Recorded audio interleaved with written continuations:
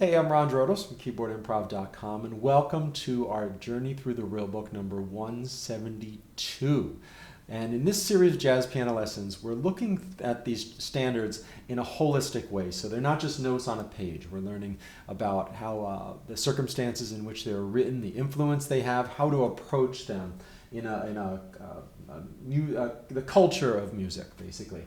Not just ink on a page, right? Steve Swallow wrote I'm Your Pal in the late 60s, copyrighted 1967.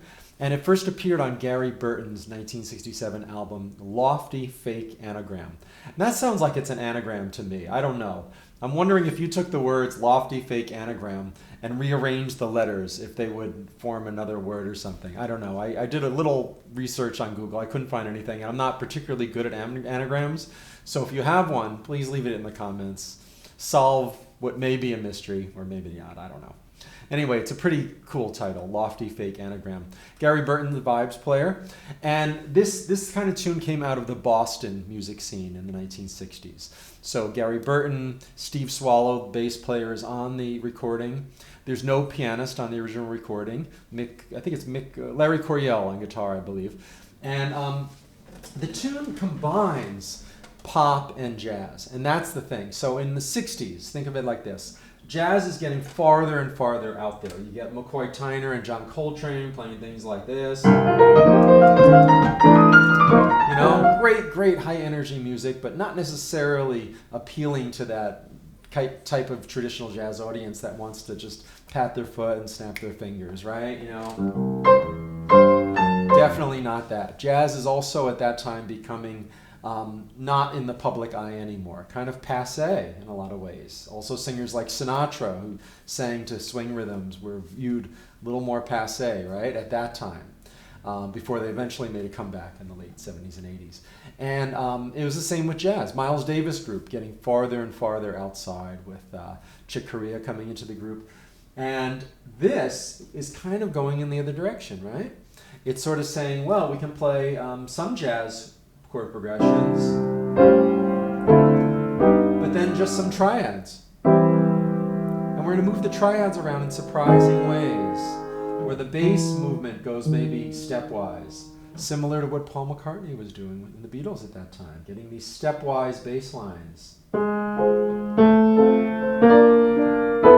And then some traditional 2/5s and stuff. So it's a real blend of jazz and pop. And at the same time, the melody is just beautiful. So, you know, think about it. If someone liked jazz, they might like it. But if they also like the Beatles or a pop group, they might like this as well. And I think it was, the musical evidence is that it was definitely something that drew from both worlds. The other aspect is that if you listen to the version on Lofty Fake Anagram, it's played with a pop kind of feel. The bass even just goes bum bum bum bum bum bum, right? It's that boom boom boom, and it's taken at a kind of a pop ballad clip. Not too different from maybe a tune like "To Sir with Love" or some Burt Bacharach tunes of the time. Later on, a few years later, Gary Burton and Chick Corea recorded it on the album Crystal Silence, which is where I first heard it when I was a teenager in the late 70s. And that's a little more like a traditional jazz ballad.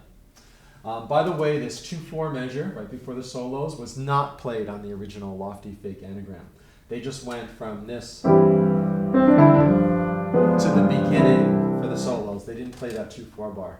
Gary Burton and Chick Corea did use it. Maybe they just felt it needed to resolve for just 2 beats before going on. Their version's also a little slower and more like a jazz ballad.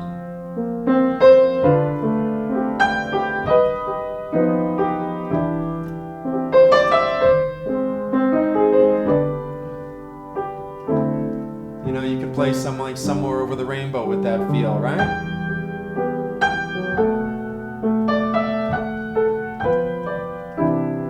So those two interpretations, both by Gary Burton, kind of went a little towards the pop in the original and then a little more jazzy in the second. Maybe because Chick wanted to do it like that. I don't know.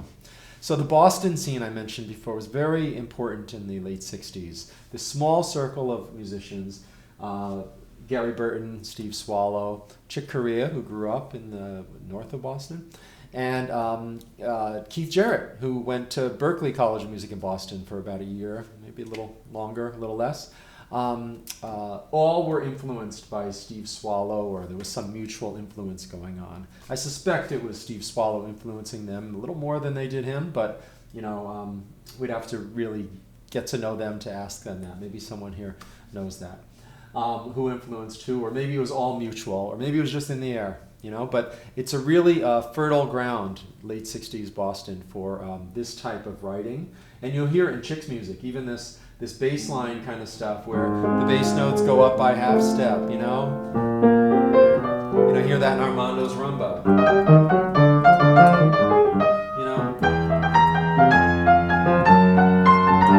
Hear the bass line? Armando's rumba definitely does that piece. Definitely. So what I think I'll do is I like maybe the Chick Corea, Gary Burton, Gary Burton, Chick Corea thing on Crystal Silence, where it's a little more like a jazz ballad. But I'm going to start by doing an unplanned intro. I'm not planning the chords I'm going to use, but I'm going to start with a C chord, kind of these open bits maybe, and just sort of play around with an open sound, and then see how it leads me into the tune. Okay?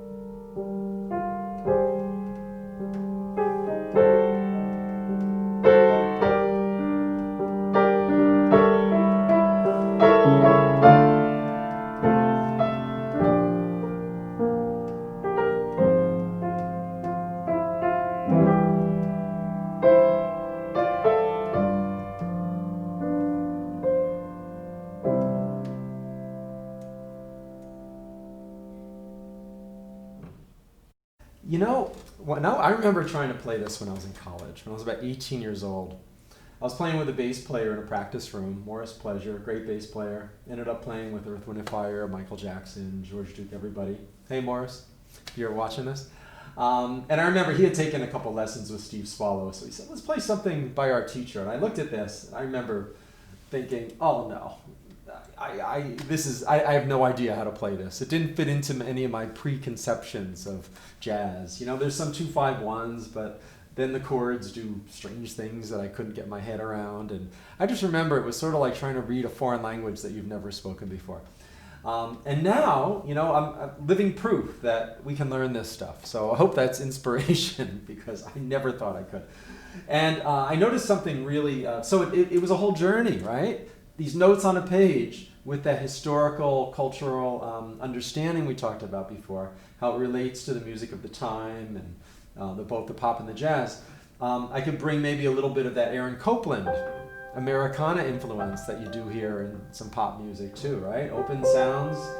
And then at the end, that was kind of like, something like Keith Jarrett would do. All of a sudden, it's not ready to end yet. Not ready, and I'm just gonna stay with this. And I did the C pedal. Oh, G pedal rather. G pedal tone. It gets to like that pure feeling, and you just don't want to leave it. Wayne Shorter will do that sometimes. Everybody else is building solos, and some of the stuff he did with Miles, you can, on the live recordings, you can hear he starts out fast, and then he gets to this pure place, and the rhythm section comes down. And you hear Jarrett do it on that album, The Melody Alone at Night with You sometimes. He'll just go to this like pedal tone. It's beautiful. And then ending. So it forms a whole arc. That's what can happen sometimes. If you just sort of stay with it moment to moment and see where the music wants to go.